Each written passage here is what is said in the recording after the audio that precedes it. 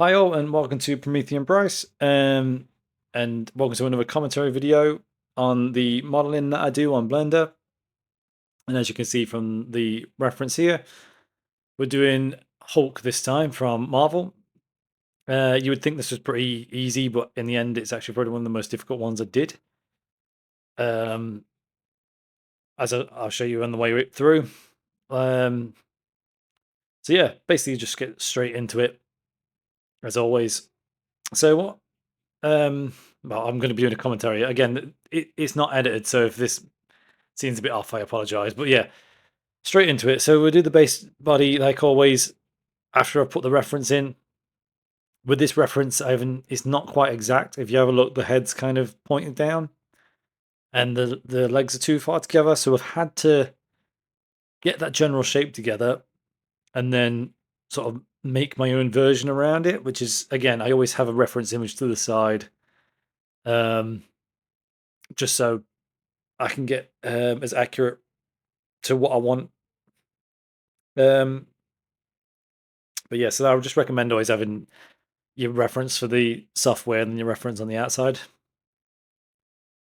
And as always, you put in those big sort of there's basic stuff together. So with the Hulk, it's kind of a bit different. I've changed a lot of things along as I go away around, like I said. So sometimes I feel like maybe this arm wasn't big enough, or maybe this arm was too big.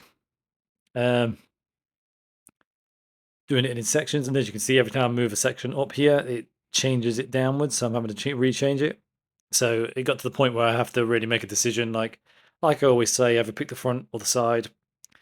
But in this case, I didn't essentially pick any. I just kind of just used it for that really basic shape, and then started using the external reference. And then with this one, you've got toes. So I'd have done what I did with the hands on this one and getting a bit more detail in. So doing that basic shape and then putting the sort of two sections for the toes. Usually with a finger, I go the sort of bottom, middle, top, whereas a toe is usually just the two sections, and then I copy and paste the sizes around and make the edits later. So I'll just give it a big version, smaller versions like this, for example, right now. So these got the basic shaping.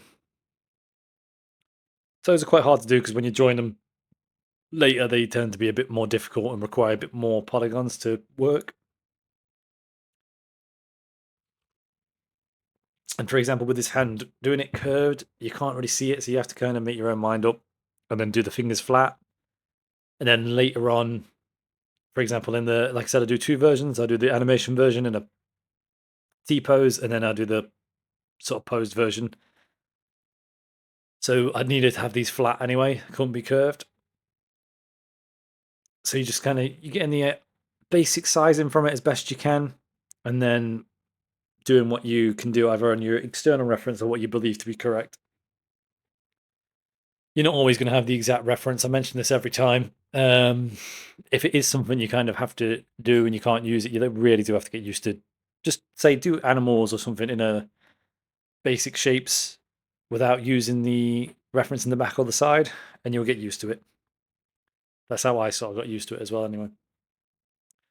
So with that, you put his basic shape in, and then we always go into the second layer, which I believe I said in the last video when I mentioned this. I said I was going to do Hulk, and you've got to get all that sort of muscle detail in as best you can. You can see a lot of it on this reference, but again, always have that secondary reference where you can see where male body or female body, if it requires it, and look at all those minor details and get with the Hulk. I wanted to get, like I said, as much as I possibly could because he's the Hulk, so he's got every muscle is sort of toned. So you're getting absolutely every tiny little muscle you can. So in the end, it kind of looks overly done, but that's kind of what Hulk looks like. You got to experiment a bit with the sort of muscle bits here. You're never going to be perfect the first time if you've never done it. And even now, like I said, I have to make a few adjustments here and there. And you might see that I make a minor mistake here and there. I like to think I've done this one pretty well, though, to be honest. I'll wait to the end result to see what we think. But as you can see, as you're going along, you're just trying to get those muscle bits. If you don't know much about muscle mass, it does become difficult. But that's why I say always have that external reference, so you just see it, so you just copy it. Monkey see, monkey do. Then just put it on, and I've tried to keep that sort of muscle similar to the one in the background because I quite liked it. So I've not overly done the sort of delts there. But as you can see, I had to add the extra one in the middle there. Because from the reference, you didn't really see it from the front or the side. Again, if your reference doesn't have that, I'd suggest if you're trying to keep it exactly to the reference, say if you're doing a character for someone and they want that exact thing, do it the way it's shown. And if they say you send it to them and they say, actually, I know I want that, that's when you'll change it. But like I said, because I'm doing it for myself and I've decided I want to go maybe not this Hulk exactly in the background, but it's got that general shape that I want, so I can sort of go with the flow with it. And then, like I said, you're doing just all of the muscle mass as much as you can. Doing one side of the arm, flipping it over. Realistically, you should always do, if you're looking at it from where we're looking at it, do the left. If it's from his position, it'll be the right. But always copy that one over, just because for some reason in the new update of Blender, which was about a couple of months ago, it's been a bit stupid and it inverts the mask and the mesh. Don't know why. It's kind of annoying. And it feels like it's a bit more backwards. So, if anyone from Blender's team is watching this, I doubt it, but if they are, I'll just get into there and try and change that because it's stupid. It makes no sense, and it's not helping anything. It's just making things far worse. But yeah, so you just doing it on one side, copying it over to make sure that problem doesn't happen. Adding as much as you can, and if it doesn't look right, you can always, like I said, sort of tense your own muscle out if you've got enough there, and get a general idea of what you need to do. Say that with his legs, because that way you can get shape still. Because you don't actually have to look like the Hulk in order to get that sort of, say, curve in of the muscle, for example. And with the back, I'll just give a bit of advice there. It goes inwards, so the muscle comes out, and the spine's inwards, not outwards. If it was outwards, you'll be doing something like the Abomination, Hulk's sort of main adversary, or you're doing someone sort of extremely skinny, because skinny people tend to have because they got no mass, the sort of spine sticks out.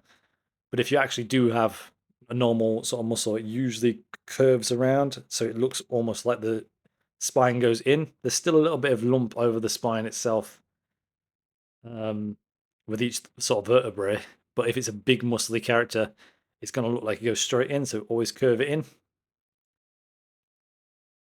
And then with this one, because the hands and the feet are quite important to the character, because they're so big and show off, that's why I've done them a little bit more early on this one, because usually I'll do them sort of later. But on this one, I've done them straight away. And I've been adding sort of the nails in. Again, if it's depends on what the character looks like. So like anime characters tend to not, notice the nails as much from different distances and that. You still should really add them if you can. But just kind of keep them light. Whereas on this one, I've tried to make sure it's really sort of a strong feature. Muscly hands, curves. When they're bigger as well, it's actually more fun to do a hand and a foot. And you'll see in the end the result why it seems quite fun. So you get like more chance to sort of add sections and play around a bit more. And because I hadn't done it in a while, I had to sort of figure out how to do nails inwards. I do them now inwards just because it looks better in the end. I used to do the nail outwards, but I feel like it doesn't look correct. Because when you think about it, your nail does go inwards and it is a separate entity, but you just got to cut that bit in and then sort of add that section again. And then if you use texturing or using surfaces and stuff, you just have that bit sort of not transparent, but have like a reflection on it over the skin layer. And then you can tell it was a nail. But yeah, so I did normally I would do the face before I did the muscle mass. Well, to a degree which I've done it here, but I didn't this time because it's a bit more of a feature. It's almost like the clothes in as the Hulk, or if you was doing a muscly character, that is their features, as it were. So I had to pay a bit more attention to it. Now with this one, because his head's pointing downwards, the reference I used was the side reference as my main reference. Then again, I had to use external, and I had to go back a lot on this one. I will admit it took me a bit longer on this one because you want to get that sort of muscly shape in, but you're also, it looks like at the moment, for example, it looks like skeleton. You've got to really be careful about getting that mix correct. But it took me a while to do, but once I got there, I ended up getting a really good result, I think. Sometimes less is more in this case.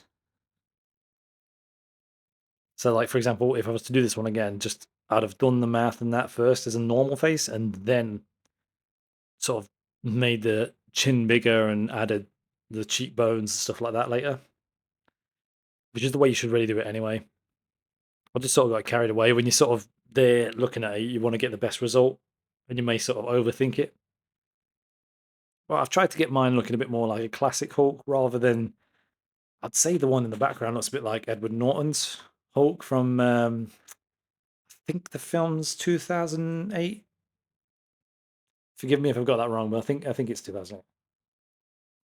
And if you just a little side note, Edward Norton was probably my favorite version of the Hulk. You may disagree, but personally I believe he was the better one.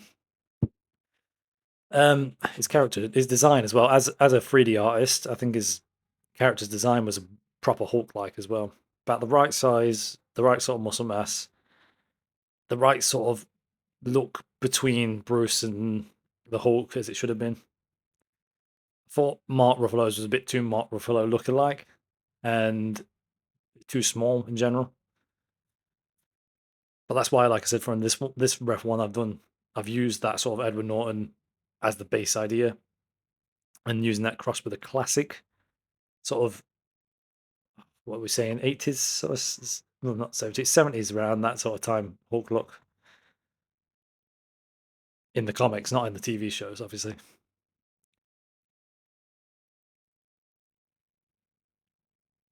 And then, like I said, I've tried to add this green.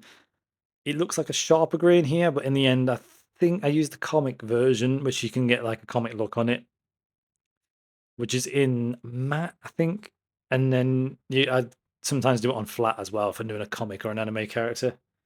It does make a massive difference to what the end piece looks like. So you can literally have a difference between, like for example here, look, it can look like that, or it can look harsh, and that's just the same model. So lighting, texturing, and all that really makes a difference, and that's the comic version I ended up using.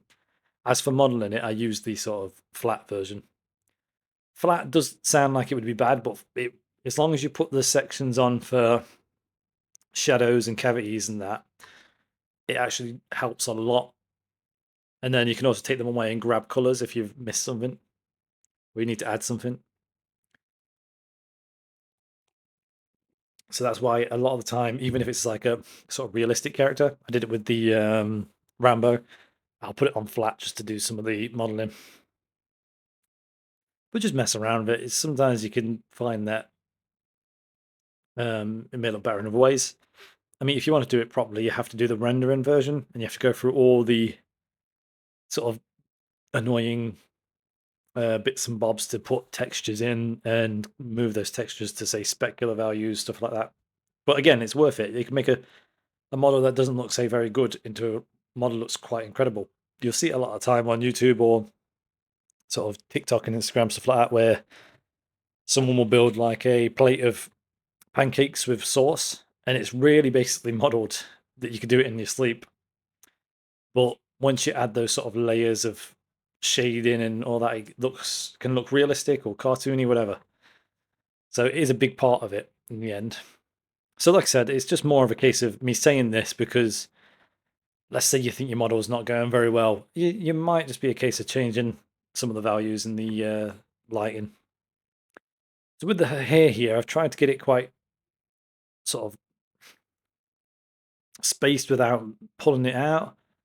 I have a recent method that I've literally only just learned within the past couple of days, which I'll let you into a secret now in, which is if you use the clay add tool or stripes and just randomly go over it. It looks more like hair than if you use the first two tools. That's just a bit of advice to get extra looking hair. I did a sort of lion. I've not recorded it, but by the time this video goes up, I will probably have it on the store, so you can have a look at that if you want. It's just a lion head, and I did a bear as well. There'll probably just be like £1 on the store if you want to support me. It's just sort of there to show you what the result is. So you don't really have to pay for it if you don't want to. Obviously, it's just to support me on Buy Me a Coffee. Obviously, supporting me helps me do more of these. It gets more time to actually get better and do more videos. And like I said, eventually, if anyone wants to me to do a commission, I can do a commission for them. And with these characters, and this goes for all of them, since if you buy the membership for £7 a month, you'll get every single character. But like I said, you can buy them separately as well. And you can use the characters if you want to animate or, basically they're yours when you've done it. Obviously, if you're using it in an animation or something, I'd like the credit of, being made as the artist who made it, but that's all I ask for.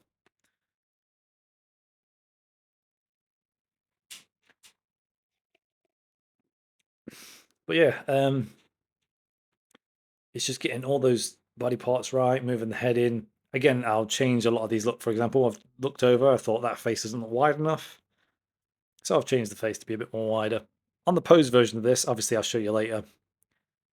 I've made him sort of do almost a scream pose with his mouth open. I'll explain when I get there, but here, look, for example, when it was pointed down, it didn't look correct. So we've moved it straight. Now that we've got the overall shape, and we made it look like the one I was looking to the side. Moving some chins, making it a bit more tough. Moving the hair a little bit. Making sure the eyes and nose and that are correct. And always moving the mouth back. Because once you move something in the sort of jawline, the mouth will always move. And you need to make sure that comes around. And with the eyes, just like I do, add in a nice simple section in. Just with the paint tools. Circular, iris, then just putting the black around it. Again, nothing overly complex. And then once you've done that, I'm getting the trousers here. And this is something I started doing recently, like I said, where I put the cube in and I'll extend the cube enough to make sure everything's in the right place. Again, if anyone in the comment section knows how to mirror something to an exact value, I don't know how to do it on Blender, and it would be great if someone could tell me if they knew. But yeah, just that's how I do it to make sure everything's the correct sort of space apart. So with this, these jeans are ripped, so we've just made it. We're using the mask method for this, and then you just make the jeans look like they've been ripped, and then expand them out, change the color, put it back over, and then pull it out and forward so it's got like a. It's not so tight, but it's tight enough to look like it's ripped, but it's not the exact muscle definition. Because at the end of the day, it's still fabric. And then I've not added things in extra here because I wanted it just the trousers, making it look like it's fully ripped off, because it would be. So you just add in very small things. I didn't think I needed the belt there. I thought the belt would have snapped and fell off, or if there even was a belt. And you noticed how I sort of moved stuff around there. It's really just making it messy. And that's really all it takes to get the Hulk sorted once you've got the muscle mass down. And then you just join in them all. Like I said, this is where I use the flat, and you take off the extra shades, and you can actually pick the color back out. And then you just join in the whole thing. Again, keep it as low poly as you possibly can. But the more low poly and the more you join stuff, it will get rid of details. So it's got to be a percentage high. It usually goes into the few millions by the end of a project. but I wouldn't stress about it too much because like you can reduce it later because you can do retopology. Again, I don't know personally how to do that, but you can do it. But what I do, which I've said in most of my videos, is I use the extras. I can't remember what it's called now. The modifier tool. That's it. If you go to the little sort of wrench thing, which is modifiers, go to modifiers, type in decimate because you can type it in now. That's the one good feature about the new update. Type in decimate and you'll put the value low. Make sure it's not too low because it will keep as much detail as it possibly can, but you've got to remember it's crunching down, so you've got as little polygons. And I can say you can get to about 700,000 and still have a decent, really decent quality model. Like I said, the downside to it is always if you go into the topology, it will be triangles and it'll be messy. Which isn't great for the industry, like I said, and but it does work. Like you can still weight paint sort of muscles in, and still weight paint sections in so they work properly. So it's not a massive issue at the end of the day. It's just I'd say an unprofessional one, but it does work. And if you're doing like a game project and you did this character, for example, you did Hulk, decimate it to below 1 million because games obviously are getting better with more computer power, so you can probably get a few million in these days and still run pretty smooth. Get it weight painted, it's going to be fine. It'll still look great. You can still do the face, you can still do all the muscle movements. Obviously though, it's less about the decimate these days, it's more about the how many polygons are there, because if you wanted to do a face that was moving quite heavily, the less amount of polygons, the less lines around, say, the mouth and that where that muscle would be when you talk would be, so it would look a little bit less professional. But like I said, even if you lowered it to, let's say you had a polygon like this, for example, I think comes out at about 8 million. But if you decimate it down to about 2 million, you'll still be fine.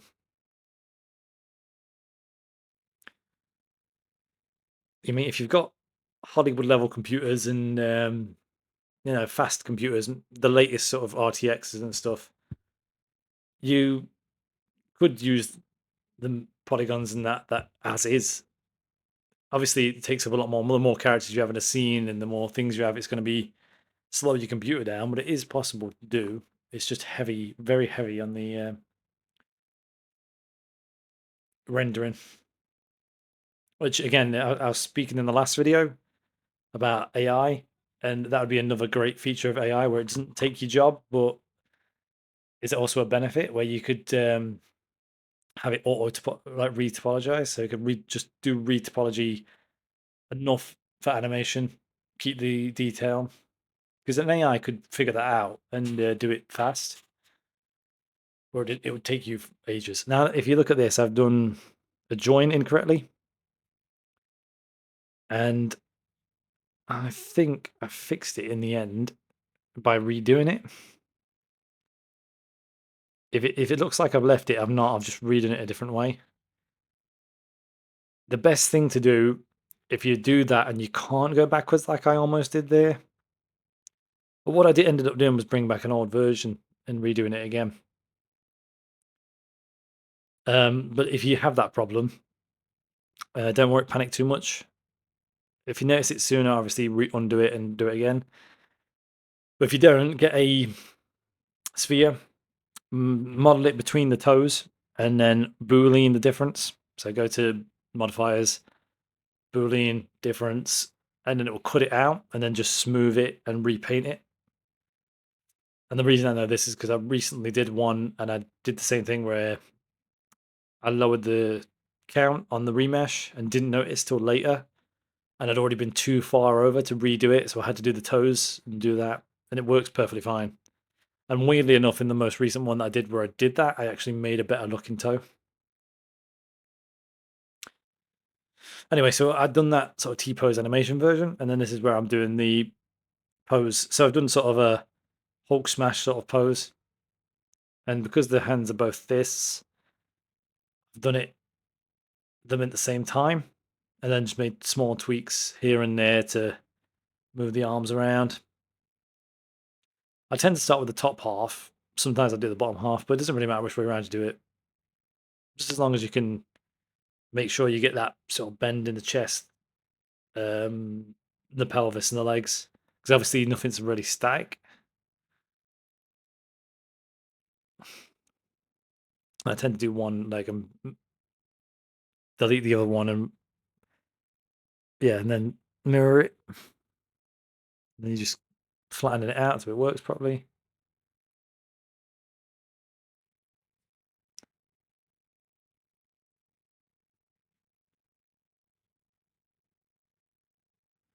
I don't know if I'll be giving the animation version of this one away. Again, I'll have to check and see whether or not. If it's on the store, it's on the store. If it's not, I intend to for future sort of ones that I've done from this point on. I intend to, but I really don't want to give it away unless it's quality enough.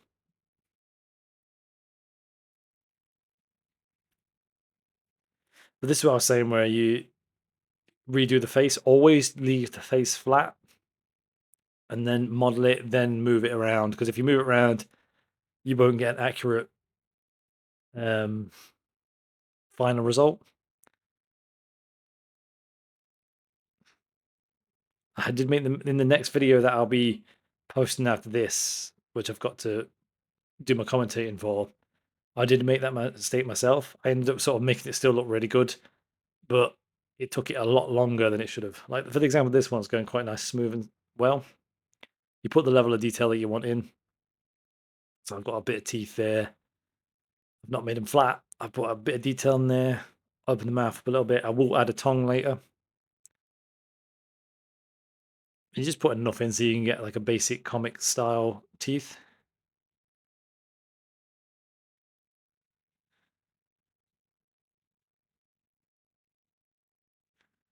And then just moving them around a little bit. And then you're doing the same to the bottom teeth. And then you squeeze them in later. Obviously, because they're smaller. And you just go to the side and bring it in. It takes a bit of time to get it right, but it's worth it. Then obviously you needed a tongue. So I made that separate. Really simple stuff, just adding a little bit of a crease down the tongue, obviously colour in the tongue. And the inside of the mouth. And then making sure the side and top section are correct. And then also moving those eyes and the sort of brow to make that sort of anger. And adding a few creases. Which I don't know if I've done it quite yet or I've already done it. So I must have already done it and gone past it. But yeah, adding creases in the eye to get that proper look. And then, as always, I'll say this in all my videos, when you do the pose version, you're going to need to move your original mesh around because muscle mass, let's say if you're up there, his arms, his back's going to move a bit, his muscles going to move. So you want to make sure it's not flat again. So if you kept them all the same, it wouldn't look correct. You want to move bits where muscles will move. Even those biceps are going to move, which you noticed I moved. And he also added some extra definition because it's when you curl your arms like that, you'll see more of the detail in around his sort of biceps and triceps and shoulder, and also under that armpit section. And like I said, his lats and all that are all going to change, so that's why I moved all that.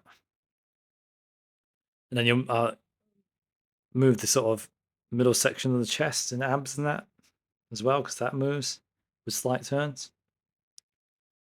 And then once I've done that, same as always, if I need to do a bit quicker recall like I did there, then you smooth it.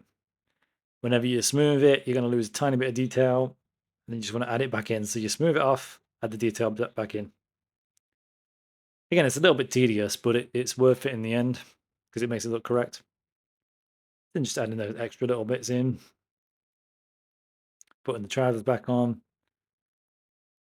making sure the feet are in. Join the feet first, like I did with the hands.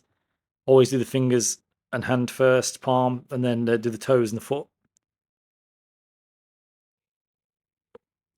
Once they're finished, then attach them to the body. That way you know it's done correctly. If you did them all as one, let's say you made that mistake where you cut it in, you give yourself more hassle, more work. But also it's going to increase that polygon count, so that's the bit that's going to do it the most. So you want to keep the smoothing down to say just the wrists and the neck and stuff like that. Very simple stuff, and ankles. If you do them separately, that, like I said, it's just a time saver. You can do it that way. Like I said, it just makes it a bit of a pain. And just make sure you smooth it correctly. If there's a small crease where things turn, that's fine. But if you over smooth it, it's going to look silly, and if you under smooth it, it's going to look silly. So you just got to try and have a go between, because sometimes, like I said, there are natural creases in things where you're going to have the intersection anyway.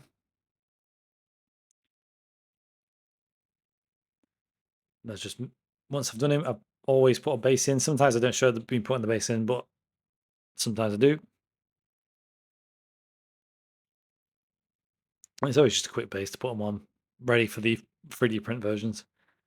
Making sure I'm changing a bit of the lighting. And then that's the final result. Like I said, as always, like, share, comment, subscribe. Tell me what you think. Tell me other characters I can do or you want me to do. Again, if you want to buy the products, go to Prometheum Bryce, buy me a coffee. And yeah, like I said, I hope you enjoyed it. I'll see you in the next one.